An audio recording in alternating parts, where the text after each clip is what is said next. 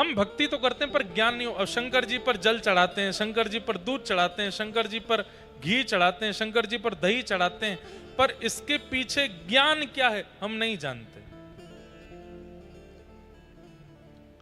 एक ऋषि थे, उन ऋषि ने ऐसी तपस्या की हिमालय पर बैठ करके कि इंद्र ने प्रकट होकर के कहा वरदान मांगो क्या चाहिए। ऋषि ने कहा कुछ नहीं चाहिए। फिर तपस्या की, इंद्र फिर प्रकट हो गए, बोले वरदान मांगो क्या चाहिए, नहीं चाहिए कुछ भी।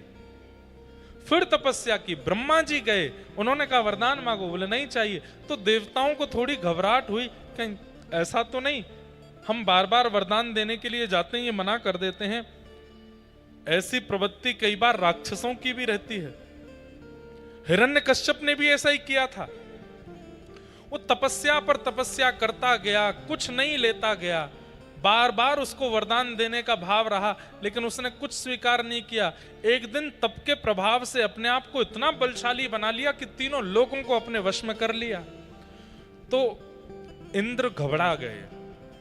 इंद्र बोले मैं देने जाता हूं, ये लेने से मना कर देते हैं, कहीं ऐसा तो नहीं है ये इतना बलशाली होना चाहता है कि एक दिन ये स्वर्ग लोक आदि सबको अपने वश में कर ले। इनकी तपस्या तोड़वानी पड़ेगी। तब उन्होंने महादेव से जाके कहा महादेव, एक ऋषि हैं, हिमालय पर्वत पर रह के तपस्या करते हैं, आप कैसे भी करके इनका स्थान जो है उसको जला दो। शंकर जी बोले हमसे क्यों करवा रहे हो ये काम? बोले कामदेव परास्त हो गया, बाकी के देवता भी परास्त हो गए, इनकी तपस्या कोई नहीं छुड़वा पाया, बस आप ही हो जो छुड़वा सकते हो।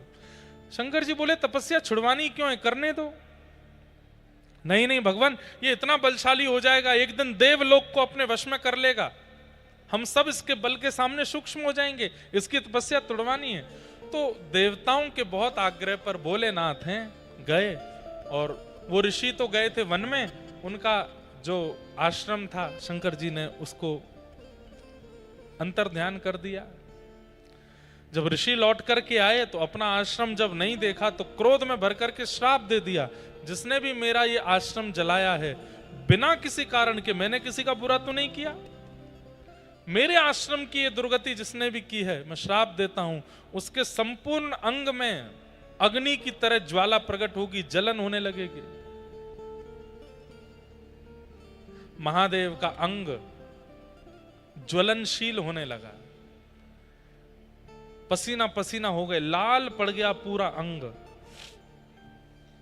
खूब गंगा जल डाला, खूब जल डाले, लेकिन किसी भी प्रकार से वो अग्नि शांत नहीं हुई।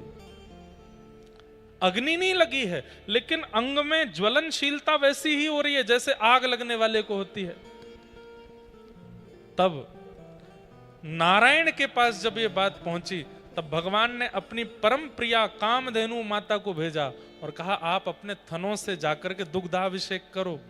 जैसे ही कामधेनु मैया ने अपने थनों से दुग्धाभिषेक किया, जहां जहां दुग्ध की बूंदें पड़ी वहां वहां वो अग्नि शांत होती चली गई और महादेव अति प्रसन्न हुए।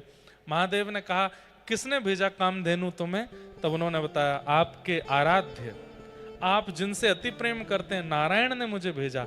तब से महादेव ने ये नियम बना दिया, मेरे आराध्य ने मुझ पर दुग्ध चढ़ा करके मुझे प्रसन्न किया, आज के बाद जो भी मुझ पर दुग्ध अभिषेक करेगा, जो भी दुग्ध से बनी सामग्री का अभिषेक करेगा, मैं उस पर इतना प्रसन्न हो जाऊंगा कि उसने मेरे प्रिय नारायण की आज्ञा मानी है, वो जो चाहेगा वो वरदान उसको मैं दिया करूंगा।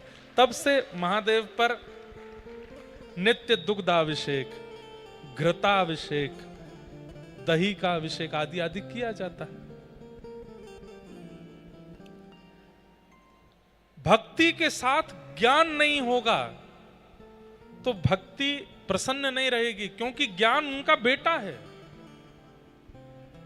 इसलिए आप जो कुछ भी करते हैं, हनुमान चालीसा का पाठ करते हैं, पहले हनुमान चालीसा का ज्ञान ले लीजिए क्या है। आप विष्णु सहस्त्रनाम का पाठ करते हैं, पहले उसका ज्ञान ले लीजिए।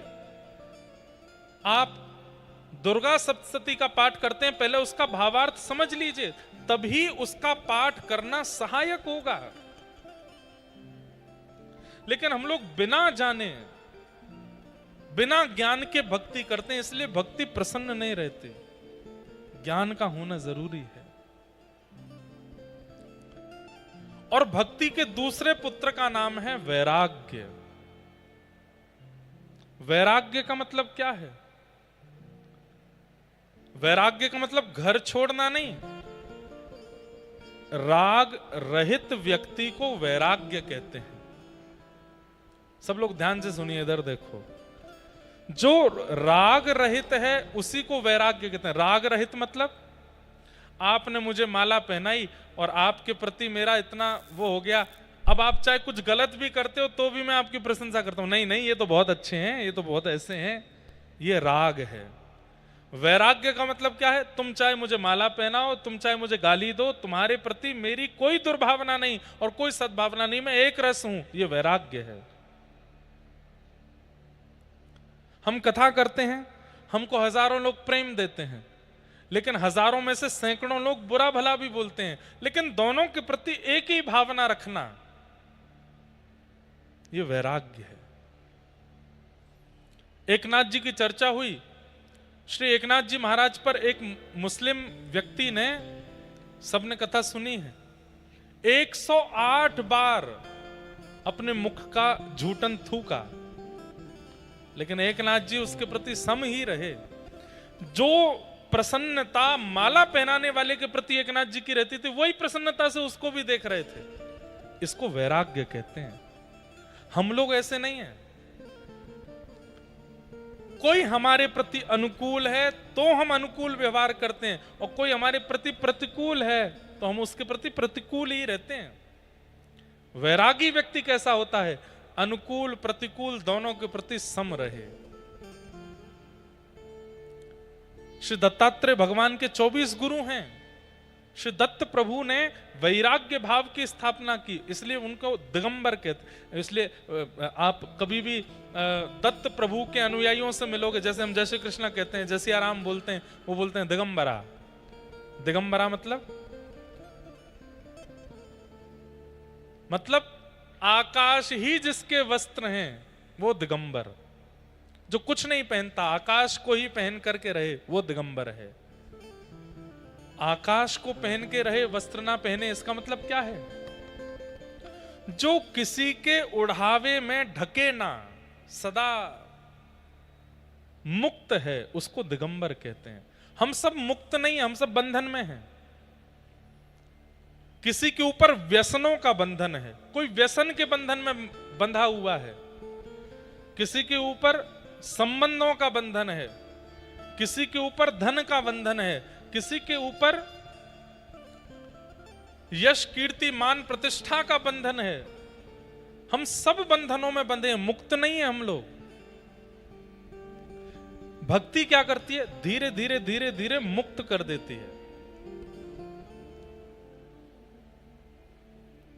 धन नहीं है तो भी कोई दिक्कत नहीं, यश नहीं है तो भी कोई दिक्कत नहीं, अपमान है तो भी कोई दिक्कत नहीं, संबंधी है तो भी कोई दिक्कत नहीं, संबंधी छोड़ के चला गया तो भी कोई दिक्कत नहीं, सब में सम। इसी को वैराग्य कहते हैं। जो मुक्त है वही वैराग्य है।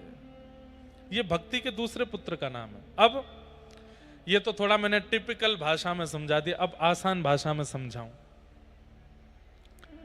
वैराग्य किसको कहते हैं?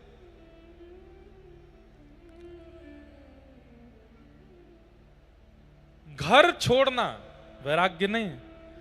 घर में रहते हुए किसी के प्रति आसक्त ना रहना, यह वैराग्य है। 56 भोग सामने रखे हैं लेकिन उन पर मन का ना ललचाना, यह वैराग्य है।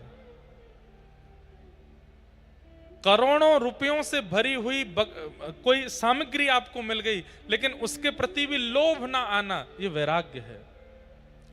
परम सुंदरी स्त्री या परम पुरुष का दिख जाना और उसका आपके प्रति अनुकूल व्यवहार होने पर भी उसके प्रति रति ना होना, यह वैराग्य है।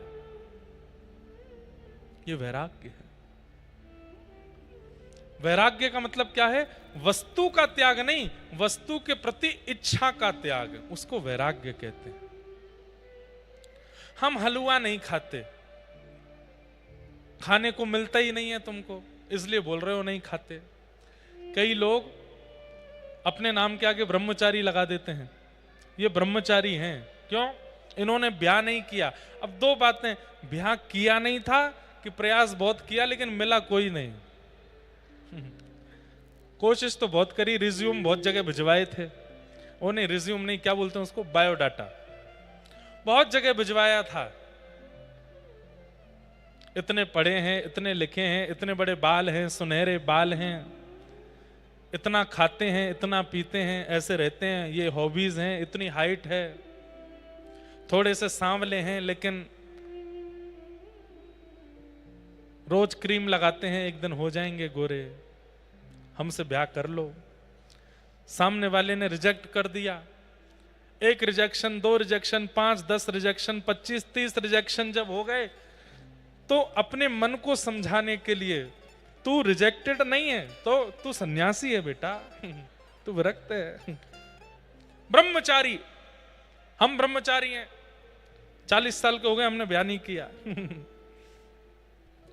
अब सुनने वाले वो हो ब्रह्मचारी ब्रह्मचारी, लेकिन अंदर की बात कौन जाने, प्रयास तो बहुत किया पर किसी ने हाँ ही नहीं करी थी। ये ब्रह्मचर्य नहीं है। ब्रह्मचारी किसको कहेंगे? असंख्य सुंदरी नारियां आ गई थीं, लेकिन फिर भी अपने मन को एकाग्र करके निकल पड़े उस रास्ते से, किसी के प्रति मन ना जाने दिया, वो ब्रह्मचारी है। वैराग्य का मतलब क्या है? वस्तुएं अनेक प्रकट हो गई, लेकिन प्रकट वस्तुओं के प्रति मन का ना ललचाना, इसको वैराग्य कहते हैं। वस्तु का त्याग वैराग्य नहीं होता, वस्तु के सन्मुख होते हुए भी उसके प्रति इच्छा ना होना, ये वैराग्य।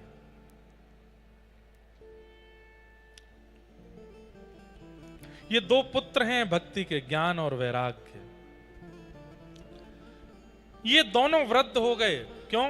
क्योंकि कलयुग के लोगों में भक्ति तो है पर ज्ञान और वैराग्य नहीं है।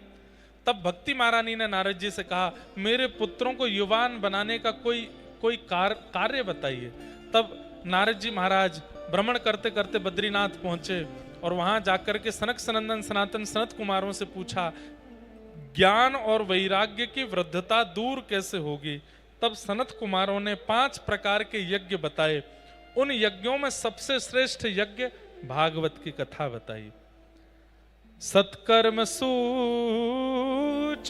नूनम ज्ञान यज्ञ स्मृतो बुधई श्रीमद्भागवतालाप सतु गीत सुकादिभिः। भागवत की कथा में यह सामर्थ्य है कि व्यक्ति के अंदर भक्ति, ज्ञान और वैराग्य तीनों को युवा बना सकती है। इसलिए भागवत की कथा करो। बिना भागवत सुने भी लोगों में भक्ति आ जाती है, लेकिन ज्ञान और वैराग्य भक्ति सहित हृदय में उदित तभी होंगे जब वो भागवत को श्रवण करेगा। इसलिए हे नारद जी, आप ज्ञान वैराग्य की युवा स्थिति के लिए भागवत की कथा करो। तब गंगा जी के तट आनंद वन में सनत कुमार प्रकट हुए और वहां भागवत की कथा हुई। भक्ति महारानी अपने पुत्रों के साथ आई। कथा में प्रविष्ट होते ही ज्ञान वैराग्य युवा हो गए। इसका मतलब क्या है? अगले 7 दिनों में कथा सुनते सुनते अनुभूति होगी कि ज्ञान भी युवा हो जाएगा, वैराग्य भी युवा हो जाएगा। 7 दिन बाद जब कथा विश्राम होगी, उसके बाद वो धीरे धीरे फिर वृद्ध होने लगेंगे। आपको चाहिए कि जो चित्त में ज्ञान वैराग्य युवा हुए हैं वो वृद्ध ना हो, वो युवा ही रहें। एक दिन क्या होगा कि वही युवा ज्ञान वैराग्य भक्ति ठाकुर जी का अनुभव करा देंगे। ठाकुर जी के अनुभव में एक दोष यह भी है कि भक्ति तो चित्त में परिपूर्ण है पर ज्ञान वैराग्य नहीं है।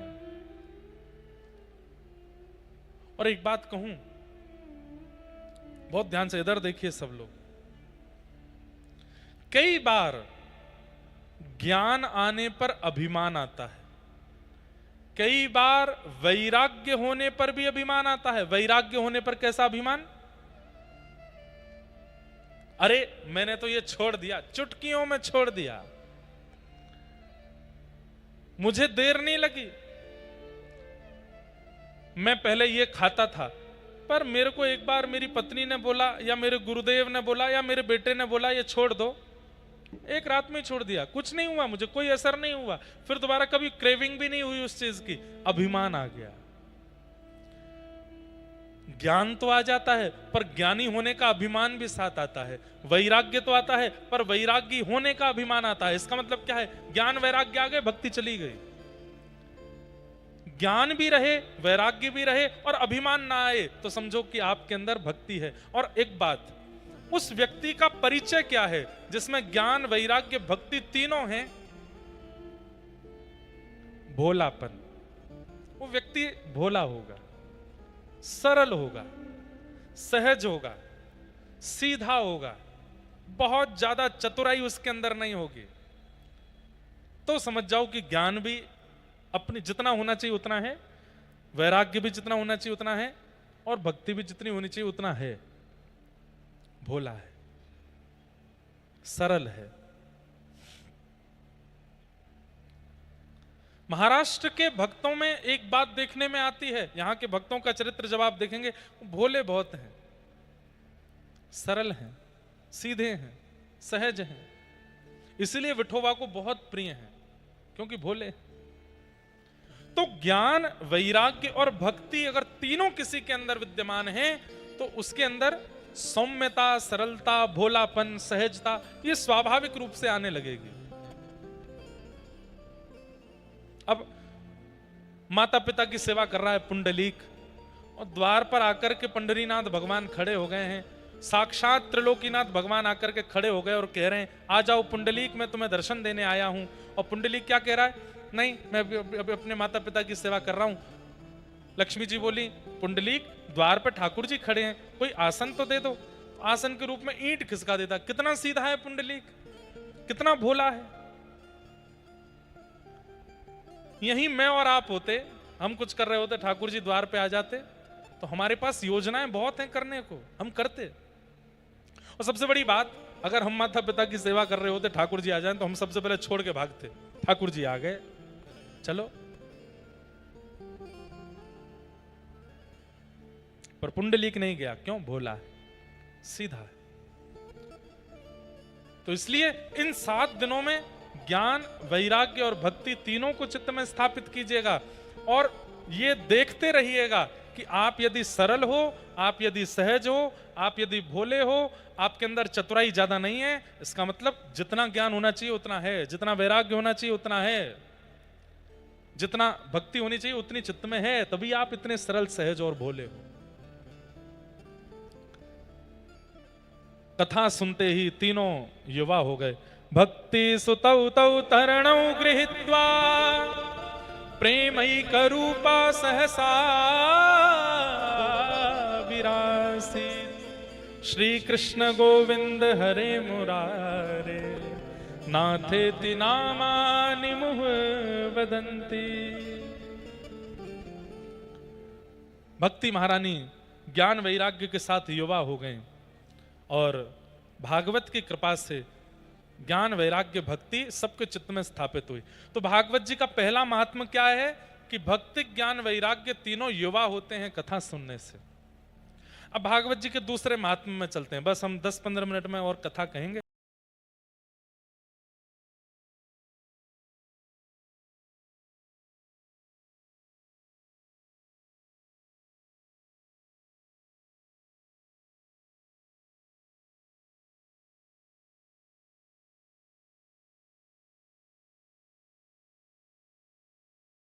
कल से तो कथा का समय नियमित रहेगा 4, 4:15 से 7। आप सब लोग 3 बजे ही आ जाना। हाँ, गर्मी तो बहुत है बाहर, गर्म, हमारे यहाँ से ज्यादा गर्म है यहाँ पर, लेकिन आप गर्मी सह के आ जाना, ठंडक हम दे देंगे, शीतलता हम दे देंगे खूब। ये हमारा काम है, कथा सुना करके, प्रेम भक्ति सुना करके। अभी तो पहला दिन है, अभी तो धीरे धीरे खूब रस बढ़ेगा। पहले दिन तो पहचान ही होती है, आप मुझे पहचानो, मैं आपको पहचानूं, धीरे धीरे पहचान बढ़ेगी और प्रेम रस प्रकट होगा चित्त से। दूसरी बात, बहुत ध्यान से सुनिएगा। नारद जी महाराज ने प्रश्न किया के विशुद्ध्यन्ति वदन्तु मह्यम सप्ताह यज्ञेन कथामयेन। कथा सुनने से कौन कौन से पाप दूर होते हैं, कृपा करके हमें बताओ। मतलब कौन कौन से पाप करने वाले लोग अगर कथा सुनने आ जाएं तो वो पाप मुक्त हो जाते हैं। तब यहां पर बता रहे हैं, अगर आपसे भी कोई हो गया हो तो समझ लीजिएगा। हाँ, ये मानवा पाप कृतस्तु सर्वदा सदा दुराचार रता विमार्गगा क्रोधाग्निदग्धा कुटिलश्च कामिनः सप्ताह यज्ञेन कलौ पुनन्ति ते। सबसे पहली बात, जिसने अपने जीवन में सारे पाप किए हैं, ये मानवा पाप कृतस्तु सर्वदा, कोई पाप ना छोड़ा हो, अगर वो भी कथा में आकर के बैठ जाए और पहले दिन ही संकल्प ले ले कि हे भागवत जी, मैंने बहुत पाप किए हैं लेकिन मैं अब पवित्र होना चाहता हूं, मैं संकल्प लेता हूं जीवन में दोबारा कभी पाप नहीं करूंगा, बस आप मुझे पवित्र कर दीजिए। आप ये संकल्प ले लीजिए कि मैं दोबारा पाप नहीं करूंगा, और ऐसा संकल्प लेके 7 दिन की कथा सुनो, आज तक जितने पाप बने सब नष्ट हो जाएंगे। एक कथा सुनाऊं। एक ब्राह्मण थे, उनके यहां एक सेवक काम करता था। सब लोग इधर देखो। उस सेवक की मृत्यु हो गई। मृत्यु होने के बाद वो सेवक यमलोक गया, यमदूत बन गया। एक बार वो ब्राह्मण बैठे थे तो 2-4 महीने बाद वो सेवक दिखाई दिया तो ब्राह्मण घबरा गए। उससे बोले, ए तुम तो मेरे यहां काम करते थे, वही लड़के हो? बोले हाँ। तुम्हारी तो 4 महीने पहले मृत्यु हो गई, तुम अभी कैसे आ गए? बोले मैं जीवित नहीं हूं, मैं मरने के बाद यमराज जी के लोक में गया और यमराज जी ने मुझको अपना दूत बना लिया है, अब मैं यमदूत बन गया हूं। तो पंडित जी बोले, तुम यमदूत बन गए हो? बोले हाँ। बोले यमदूत कैसे बनते हैं? बोले जब व्यक्ति एक बार पाप करने के बाद मृत्यु के बाद नरक जाता है, फिर पुनर्जन्म लेता है, फिर पाप करके फिर नरक जाता है, फिर जन्म लेता है, फिर पाप करके फिर नरक जाता है, ऐसे 100 बार जो नरक जाता है उसको यमराज जी फिर अवार्ड रूप में अपना दूत बना लेते हैं। बोले तू भाई बार बार आता है, हर जन्म के बाद तेरा यहां आना होता है। अच्छा एक बात सुनिएगा, नरक जाने वाले स्वर्ग जाने वालों का पुनर्जन्म होता है। नरक और स्वर्ग क्यों जाते हैं ये तो सबको पता होगा। मैंने जितने पाप किए उन पापों का दंड भोगने में नरक जाऊंगा, मैंने जितने पुण्य किए उन पुण्यों को भोगने के लिए मैं स्वर्ग जाऊंगा। एक बार मुंबई में कथा चल रही थी तो वहां एक बालक ने मुझसे प्रश्न किया, महाराज जी भगवान गीता में कहते हैं नैनम नैनम छिंदन्ति शस्त्राणि नैनम दहति पावक, आत्मा को कोई काट नहीं सकता, मार नहीं सकता, जला नहीं सकता, भिगो नहीं सकता, ये सब क्रिया शरीर के साथ होती है। शरीर तो जल करके यहीं भस्म हो जाता है, तो फिर नरक में वेदना कौन सहता है? आत्मा को तो वेदना होती नहीं। कितना अच्छा शब्द प्रश्न पूछा ना। तब उसका उत्तर क्या मिला कि व्यक्ति को मृत्यु के बाद में भोग शरीर मिलता है, एक दूसरा शरीर मिलता है जिसका नाम ही है भोग शरीर। उस भोग शरीर को कितना भी मारो पीड़ा होती है लेकिन मरता नहीं है। उस भोग शरीर को बीच से काट दो, दर्द पूरा होगा लेकिन मरोगे नहीं। और वही भोग शरीर जब स्वर्ग में जाता है, कितना भी खिला दो पेट नहीं भरता, कितना भी सुला दो नींद पूरी नहीं होती, कितना भी समय रह ले बूढ़ा नहीं होता, वो भोग शरीर है। तो नरक और स्वर्ग का सबको कॉन्सेप्ट पता है। मैंने जितने पाप इस जन्म में किए उतने पाप वहां गिनती हो रही है, उनको भोगने में जाऊंगा और वो पाप जैसे ही मैं भोग लूंगा फिर यमदूत हमको कहेंगे अब दोबारा जाओ पृथ्वी पे, अच्छे कर्म करना ताकि दोबारा यहां आना पड़े। लेकिन मैं आके फिर से बुरे बुरे कर्म कर देता हूं, फिर से जाना पड़ता है। ऐसी 100 बार जिसके चक्कर लग जाते हैं, फिर यमराज जी कहते हैं भाई तुम बार बार आते हो, अब तुमको सब पता है, कौन सी गली है, कौन सा मोहल्ला है, कहाँ तेल की गर्म कढ़ाई है, कहाँ तलना है, कहाँ पर काटना है, तुमको सब पता है, नरक पूरा तुमने देख लिया है, इसको दूध बनाओ। वो दूध बन जाता है। ब्राह्मण देवता बोले बहुत बढ़िया भैया, तुम हमारे पास क्यों आए हो?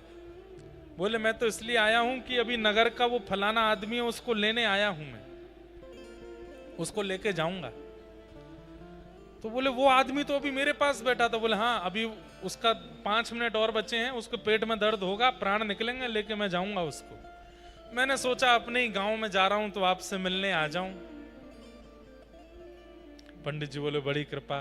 भैया एक काम करोगे? बोले क्या? हमको बिना मरे नरक का दर्शन करा सकते हो? व्यक्ति बोला बिना मरे तो संभव नहीं है। बोले एक बार देख लो, तुमने हमारे यहाँ नौकरी करी है, इसका हमको कुछ दे दो, ऐसे एक बार बिना मरे हमको नरक दिखा दो। बोले मैं यमराज जी से पूछूंगा, वैसे तो संभव नहीं है, लेकिन वो आज्ञा करेंगे तो हो सकता है। तो कुछ समय बाद यमराज जी उस दूत से बड़े प्रसन्न हो गए। भाई हम तुम्हारी सेवा से बड़े खुश हैं, तुम्हारा थोड़ा हम अपग्रेड कर रहे हैं, तुमको अपना सेक्रेटरी बना रहे हैं, आ जाओ, कुछ चाहिए तो बताओ। बोले हाँ एक चीज चाहिए। बोले क्या? मैं जब पिछले जन्म में जिन सेठ जी के यहाँ काम करता था, उनसे मेरा बड़ा प्रेम है, मैं कभी कभी मिलने जाता हूं उनसे जब पृथ्वी पर जाता हूं। उन्होंने मुझसे कहा है कि वो बिना मरे नरक देखना चाहते हैं, आपकी आज्ञा हो तो मैं उनको ले आऊं। यमराज जी बोले चलो तुमने मांगा है तो ठीक है, ले आओ उनको, एक बार नरक दर्शन कराओ। सो रहे हैं, उठा लाओ।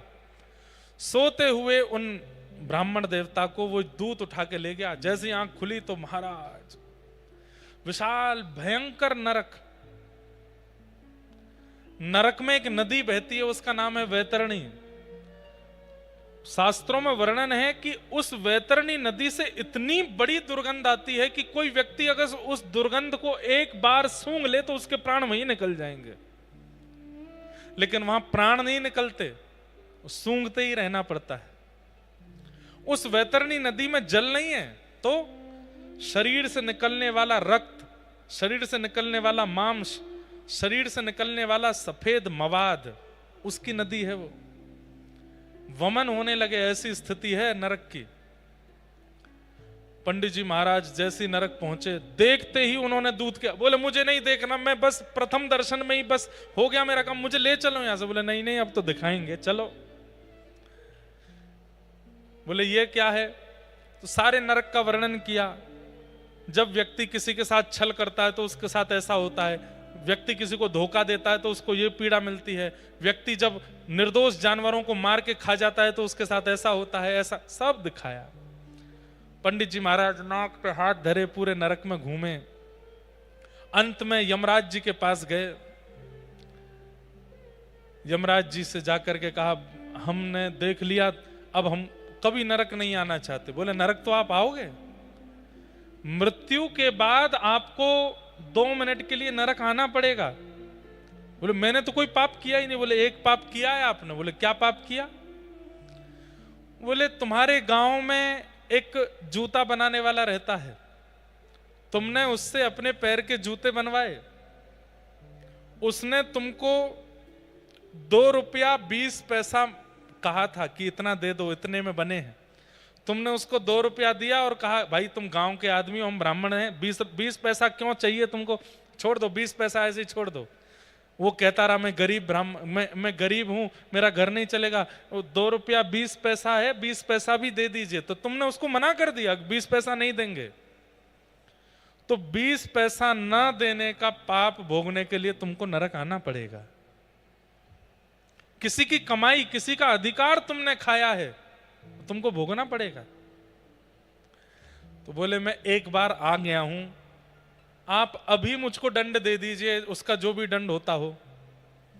तो बोले किसी के अधिकार का पैसा खाने से दंड मिलता है 1 बिलांद, इतना होता है 1 बिलांद, 1 बिलांद चमड़ी उछाली जाएगी। उल्टे हो जाओ। वो ब्राह्मण उल्टे हो गए और यमदूतों ने एक बिलांद चमड़ी उनकी निकाल ली और बहुत वेदना हुई, रक्त निकला। बोले बस अब तुमको नरक नहीं आना पड़ेगा, अब ध्यान रखना लौट के जा रहे हो, अब कोई पाप मत करना नहीं तो आना पड़ेगा। तब यमराज जी से जाते जाते उन ब्राह्मण देवता ने पूछा, कौन लोग नरक नहीं आते, कृपा कर उनके बारे में मुझे बता दो। तो वैसे भागवत जी में इसका श्लोक लिखा है अजामिलोपाख्यान में, लेकिन इस कथा में यमराज जी क्या कहते हैं, जो व्यक्ति नित्य तिलक धारण करता है, जो व्यक्ति नित्य अपने गले में कंठीमाला पहनता है और राम नाम, कृष्ण नाम, राधा नाम, नारायण नाम और गुरु प्रदत्त मंत्र नित्य जाप करता है, एकादशी व्रत का नियम पालन करता है, सत्संग कथा कीर्तन श्रवण करता है, उसको नरक नहीं आना पड़ता। कितना इजी है ना, कितना आसान है। लेकिन ये करने में भी लोगों की शामत आ जाती है, नहीं करते। तिलक लगाना है पर अपने आप पहुंच लेते हैं, नहीं लगाते उसको। कंठी माला पहननी है। एक बार अभी 2 साल पहले ही नासिक में कथा थी मेरी, वहां एक भैया मुझसे क्या बोलता है, महाराज जी कंठी पहनने के बाद प्याज नहीं खानी चाहिए। मैंने कहा नहीं। हम ऐसा कर सकते हैं। मैंने कहा कैसा? कंठी उतार के प्याज खा लिया करें और फिर खाने के बाद फिर कंठी पहन ले। मैंने कहा वाह। मैंने कहा बहुत बढ़िया। मैंने कहा ये तो वही हो गया कि ब्याह के बाद बहू बोली कि मैं मंगलसूत्र उतार के दूसरे के संग घूम आती हूं, आके फिर मंगलसूत्र पहन लूंगी। ऐसा थोड़ी होता है। हम लोग बड़े विचित्र हैं, अपनी अनुकूलता देख करके सब क्रिया कर लेते हैं। नहीं, माथा सूना नहीं रखना चाहिए, चाहे बहनें हो चाहे भाई हो। चाहे एक टीका लगाइए, और अगर दीक्षा हो गई है तो अपने गुरुदेव का तिलक लगाइए, लगाना चाहिए आपको। सूना माथा नहीं रखना चाहिए। कई संप्रदायों में माताओं को तिलक लगाने का अधिकार नहीं है, तो बिंदी लगाइए, कुछ तो लगाइए। आपका माथा सूना नहीं रहना चाहिए किसी भी परिस्थिति में। आज जिन लोगों का सूना है वो लोग शर्माओ मत, कल से लगा लेना। नित्य तिलक धारण करो। तिलक धारण करने की महिमा क्या है? एक बार एक बड़ा पापी व्यक्ति यमलोक से यमदूत भेजे गए इसको लेने के लिए। उसके जैसे ही प्राण निकलने वाले थे, उसी समय पेड़ के ऊपर बैठे हुए एक पक्षी ने विष्ठा की, और वो विष्ठा उसके माथे पे आके गिरी और माथे से ही तिलक बन गई। जैसे ही यमदूत उसको लेने आए, विष्णु दूतों ने आकर के रोक दिया। बोले इसको नहीं ले जा सकते। बोले क्यों? देख नहीं रहे माथे पे तिलक लगा है। तब यमदूतों ने कहा, बोले तिलक नहीं है, ऊपर बैठे हुए किसी पक्षी ने विष्ठा कर दी है। बोले कुछ भी हो, देखने में तो तिलक जैसा ही लग रहा है, इसको नरक नहीं ले जा सकते। अब तो ये विष्णु लोक ही जाएगा। सोचिए, गलती से विष्ठा रूप में अगर माथे पर कुछ पड़ जाए तिलक जैसा, तो विष्णु लोक मिल जाता है। यदि हम नित्य गोपी चंदन हाथ में लेकर के, रोली हाथ में लेकर के, उसमें यमुना जल गंगा जल मिला करके गुरु मंत्र का जाप करते हुए तिलक धारण करते हैं, तो ठाकुर जी के लोक की प्राप्ति कैसे नहीं होगी? और रात में सोते समय मुंह नहीं धोना है, तिलक लगा के रखिए। और कई लोग नहाते हैं, रात्रि में स्नान का विधान है, स्नान करके फिर तिलक लगाओ। तिलक लगा के सो, रात में प्राण चले गए तो कभी भी प्राण जा सकते हैं। माथे पर तिलक 24 घंटे रहना चाहिए आपके। दूसरा, गले में कंठी माला। हम सब पिंड हैं। पिंड किसको बोलते हैं? हम सब ठाकुर जी की प्रसाद हैं, भोग हैं। जैसे वड़ा पाव में अंदर वड़ा होता है ना, वड़ा, हम सब भी वड़ा हैं। लेकिन ठाकुर जी का एक नियम है कि जैसे वड़ा पाव वाले पाव के साथ वड़ा खाते हैं, ठाकुर जी तुलसी पधरा के वड़ा पाते हैं। हम सब वड़ा हैं। अगर तुलसी नहीं धारण करेंगे तो ठाकुर जी पाएंगे कैसे? नित्य तुलसी पहनो गले में। तिलक लगाओ, तुलसी धारण करो। और तीसरा, ये तो हो गया बाहर का रूप। अब तीसरा भीतर, भीतर क्या करो? बोले मन में ठाकुर जी को बसाओ, बुद्धि में ठाकुर जी को बसाओ और जिह्वा से निरंतर नाम गाते रहो।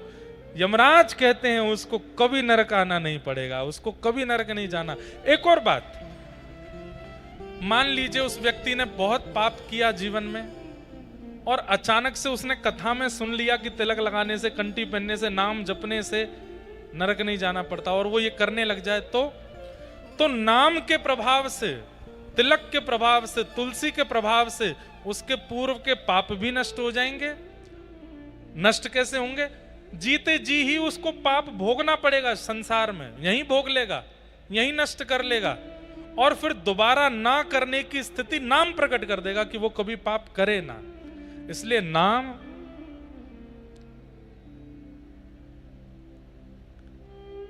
मुख पे हो राम नाम, साधु सेवा हाथ में, तू अकेला नहीं प्यारे, राम तेरे साथ में। मुख में राम नाम, राधा नाम, कृष्ण नाम, विठ्ठल नाम, राम कृष्ण हरि नाम, नारायण नाम होना चाहिए। ये जीव क्वारी ना रहे, इस जीव का ब्याह कराओ नाम के साथ। ये लूली बाई है। कौन है? कौन है? लूली बाई। लूला समझते हैं किसको कहते हैं? जहां हड्डी नहीं होती उसको लूला कहते हैं। ये लूली बाई है। लेकिन आपके शरीर की एक एक हड्डी तोड़वाने की सामर्थ्य इस लूली बाई में है। एक शब्द ऐसा बोल देगी, 3200 दांत रोते हैं, घबराते हैं इस लूली बाई के मारे। क्यों? ये जब बोलती है तो दांत कहते हैं हम तुझे चबा देंगे, हम तुझे काट खाएंगे। बोले चबा के तो दिखाओ। मैं ऐसा शब्द बोलूंगी, सामने वाला एक मुष्टिक प्रहार करेगा, टूट जाओगे तुम। लूली बाई। ये लूली बाई तब तक हमारा अनहित करती है जब तक कुंवारी रहती है। नाम भगवान के साथ इसका ब्याह कर दो, ये लूली बाई फिर आपका कल्याण कर देती है, आपको ठाकुर जी की प्राप्ति करा देती है। तो पाप, ये मानवा पाप कृतस्तु, कितने भी प्रकार के पाप आपने किए हों, कथा में बैठ करके संकल्पित हो जाओ कि मैं दोबारा नहीं करूंगा जीवन में, बस मुझे पवित्र करो। दोबारा करना मत, बस पवित्र आपको कथा कर देगी। अगर दोबारा किया, कथा 7 दिन के बाद आपने फिर वही गलती या फिर वही पाप किया, तो पुराना मल्टीप्लाई इनटू 1 करोड़ होकर के मिलेगा फिर। इसलिए दोबारा पाप करना नहीं। यहां बैठ के अगर कथा सुन ली है तो।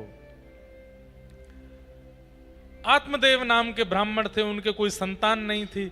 संत कृपा से एक प्रसाद मिला, अपनी पत्नी को दिया, पत्नी ने नहीं खाया, गैया को खिला दिया। गैया के गर्भ से एक बालक ने जन्म लिया जिनका नाम गोकर्ण हुआ, और पत्नी अपनी सहेली के बालक को ले आई, उसका नाम धुंधुकारी रखा। दोनों बालक बड़े हुए, गोकर्ण पंडित ज्ञानी बने, धुंधुकारी महान दुष्ट हुआ। बालक की दुष्टता से माता पिता ने घर त्याग दिया, मां ने प्राण त्याग दिए। पिताजी को वन में गोकर्ण जी ने ज्ञान उपदेश दिया। तत्पश्चात वो धुंधुकारी की मृत्यु हुई और वो प्रेत बन गया।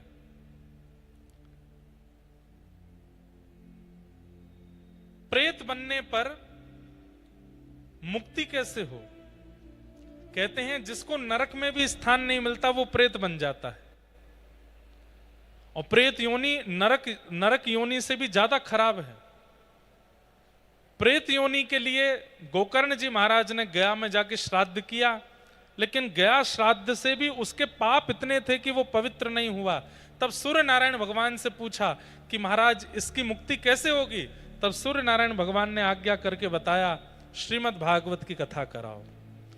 श्रीमद् भागवत की कथा में यह सामर्थ्य है कि अत्यंत घोर प्रेत योनि में पड़ा हुआ व्यक्ति भी मुक्त हो जाएगा। तब भागवत की कथा हुई और श्रीमद् भागवत की कथा से, गोकर्ण जी महाराज के कथन से धुंधुकारी प्रेत योनि से मुक्त हुआ, 7 दिन में मुक्त होकर के भगवत धाम को प्रस्थान कर गया। बोलो भागवत महापुराण की। हमें नहीं पता, पर यहां अनेक ऐसे जीवात्मा प्रेतात्मा होंगे जो अपनी मुक्ति की याचना कर रहे हैं, और इस कथा से वो सब मुक्त हो रहे होंगे। ऐसे भागवत जी के महात्मा को सुनाया गया। उस महात्मा को हम बारंबार प्रणाम करते हैं, बारंबार वंदन करते हैं। बंधुओं, मरे हुओं को मुक्त कर सकती हैं भागवत जी, हम तो जीवित हैं। जीवितों की मुक्ति कैसे नहीं होगी? निश्चित होगी। 7 दिन की ये कथा है। आज प्रथम दिन महात्मा को हम विराम देते हैं और कल से प्रथम स्कंद से चर्चा शुरू करेंगे। आप में से किन्हीं के भी अगर प्रश्न जिज्ञासा होती है, लिख करके हमें मंच पर दिया कीजिए, हम सबको उत्तर देंगे। प्रेम और भाव से प्रथम दिन की कथा को विश्राम देते हैं। 2 मिनट हरि नाम संकीर्तन करें, उसके बाद आरती करते हुए कथा को विश्राम देंगे।